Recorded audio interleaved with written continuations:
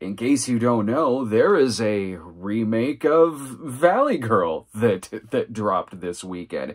This time done as a jukebox musical. So it doesn't quite have the same edge or grit to it as the original Valley Girl. This is done more so in the vein of, let's say, Grease 2, or Girls Just Want to Have Fun, or High School Musical 3. So it's Valley Girl by way of, like, mixing a lot of those things together. I say High School Musical 3 because it's got the budget more of something like that, something that was probably theatrical. It's got more than a TV budget.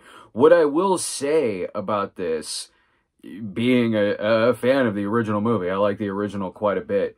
This is in that category of musical remakes, or remakes in general, I guess, of a property from the 80s, where I watched it, and pretty early on I was thinking this. I definitely was when it was over, where I was like, that was a lot better than I thought it was going to be. I'm not even saying it's great, but this really isn't that bad of a movie. Like, there is a lot to like about it. First of all, the movie's directed by Rachel Lee Goldenberg, who has some ties to High School Musical, in that she directed Sunday School Musical. I actually give her a lot of respect for that, because here's a person who was given 5 days, I think, or some crazy small amount of time to deliver a knockoff of High School Music. That had to be stressful. That had to be a pretty hard job to make this mockbuster musical, Sunday School Musical. And that's not a good movie at all. It's totally not. But I respect how stressful that might have been to turn that in. And I also want to say that while Sunday School Musical, definitely an easy movie to make fun of, I've done it before, there's a Cinema Snob episode on it, she also did direct one of the best Asylum movies, arguably the best Asylum movie, the Sherlock Holmes film, where Sherlock Holmes is investigating the murder of prostitutes as done by dinosaurs, and then fights Iron Man in a hot air balloon and a fire-breathing dragon at the end of the movie. It's fantastic. Not only one of the best Asylum movies, definitely one of the best Sherlock Holmes movies as well. So in this, I liked seeing her directing this musical, and certainly given a lot more material, a budget, and a lot more time versus like Sunday School Musical. I like seeing what she does with a lot more to work with than what that other film was. And the musical numbers are good. It's a good looking movie. I mean, you expect a movie like this where it's, I mean, when you say jukebox musical and Valley Girl, you can picture in your head what it's gonna look like. A lot of neons, a lot of pinks, gonna be very, very colorful. You're gonna be watching 80s porn. That's really 80s porn, the musical. That's what you got with this movie. And for the most part, a majority of the covers, there's all 80s covers in here, a lot of them are solid. And I enjoyed the mixture of having these musical numbers. Again, very well choreographed, certainly bright, colorful, catches your attention.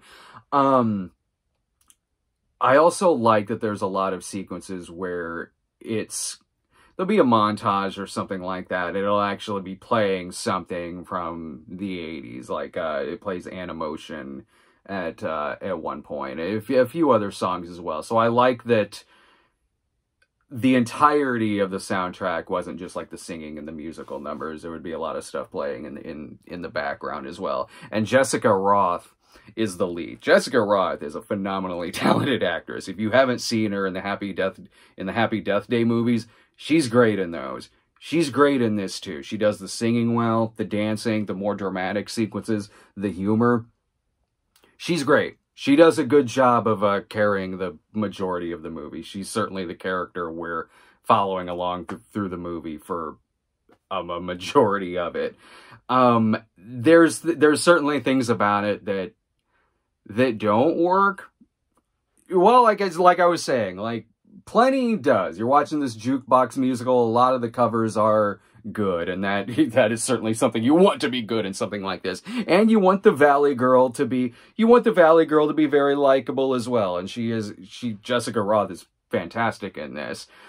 It's telling the story in flashback where Alicia Silverstone, her daughter, comes home upset, and this is in the present, and Alicia Silverstone's like, well, let me tell you this story about me in the 1980s. Q putting on the vinyl album, and it's playing their musical numbers set to the beat, and they're in the shopping mall, and it's like, Mom, no, you're doing the opening scene from Fast Times at Ridgemont High. The wraparound segments in it were unnecessary, were wildly unnecessary, especially because it was distracting to me that, I mean, I do buy Alicia Silverstone as like an older Jessica Rothe, I do, but it was a little distracting to me in the sense that, like, it's a love letter to, like, 80s comedies, 80s movies, 80s teen movies, and Alicia Silverstone is a lot more synonymous with 90s teen movies. And it would, whenever it would cut back to them, it would break the mood of a lot of different scenes. You'd have, like, a pretty good montage going on, or an argument, something funny, something serious, and the mood would instantly be broken when we're snapped back to these present day scenes where Alicia Silverstone and her daughter are eating ice cream, going, and then what happened, Mom? I'm like, does this turn into a yogurt commercial all of a sudden? Josh Whitehouse is Randy, the Nick Cage part. As great as the lead actress is, him, not so much. You might know him from the movie The Night Before Christmas. That's night with a K, because he's a knight. He comes into the present. He celebrates Christmas. Because, you know, Kate and Leopold, they needed a lot of Santa hats. So you had The Night Before Christmas. He was the knight in Night Before Christmas. In this movie, he's the punk rocker he's in love with the Valley Girl. So, no, he's no Nick Cage. And I know that's a tall order. So you instantly have an uphill battle if you're immediately going to be compared to Nicolas Cage, and Nicolas Cage is wildly better in the original. She's giving a lot in this, in terms of the drama and her performance and the romance.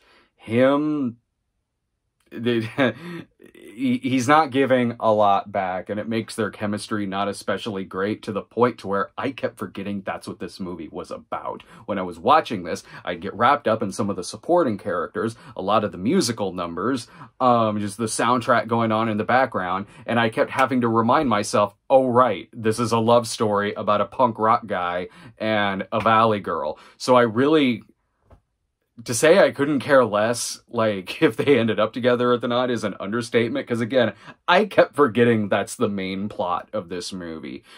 And his singing, my God, a lot of the, I've said earlier, a lot of the musical numbers are good in this movie. When it was him singing, it sounds like a dude who is just singing these songs to themselves in the shower. Like, you could take his singing in this and put the sound effect of a shower in there, and it makes perfect sense. It would honestly maybe make it come across better. So you have Jessica Rothe doing these really good covers, and then meanwhile you got him, take on me, take on me, take me, honey, yeah, I'm in the shower. You can come in here and join me if you want. We could maybe do a duet. Hang on, I got some water in here. I'll stop the world and melt with you. That's it. It's shower singing. Or you could also argue maybe it also sounds like a guy just singing to himself in the car as he's driving down the street. Regardless of the situation, it sounds like a guy who is singing along with the song that he's listening to on the radio. Under pressure!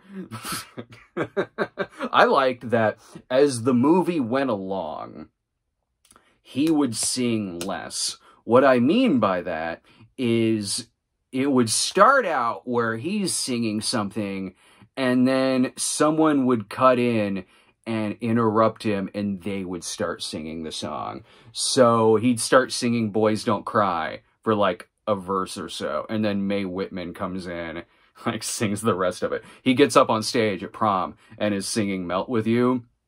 The lights are like instantly cut off, and other characters then start singing the song instead. Coincidence? Probably. As far as the movie goes, like I said, I went into this with low expectations.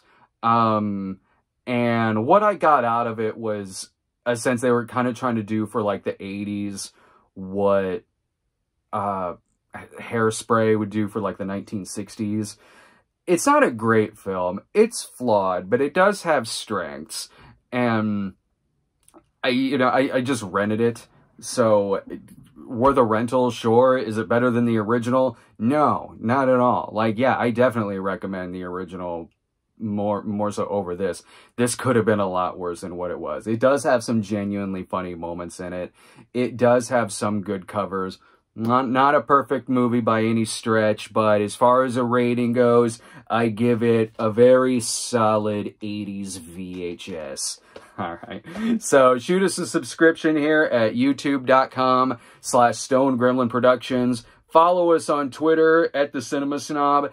And check out this sketch we did, too, where we were playing the characters from NYPD Blue doing a Skype call with each other. And it was our NYPD Blue COVID-19 Spectacular, I believe is what we called it. So check that out and some of the other reviews, too. See you later, guys.